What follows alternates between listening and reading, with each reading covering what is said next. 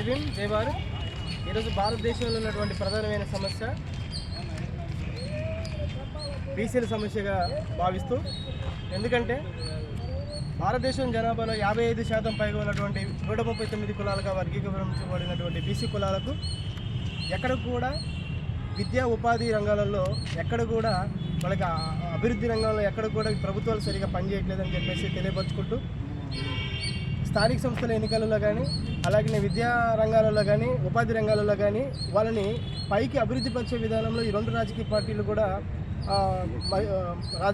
కూడా ఈ యొక్క పరిస్థితులని పక్కన పెట్టేసి వాళ్ళ యొక్క అభివృద్ధిని ఆమడ దూరంలో ఉంచినటువంటి పరిస్థితి ఇది.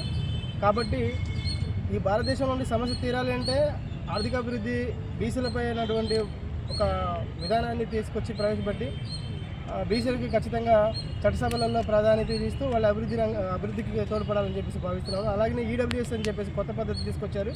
ఆ ఈడబ్ల్యూఎస్లో 12% ఉన్నటువంటి ఓసీ వర్గాలకు 10% రిజర్వేషన్ ఇవ్వడం అనేది చాలా దుర్మార్గం. అది బీసీలకు నోటికా నుంచి లాక్కునేదని చెప్పేసి నేను ఈ సమావేశం ద్వారా తెలియపరుచుకుంటున్నాను.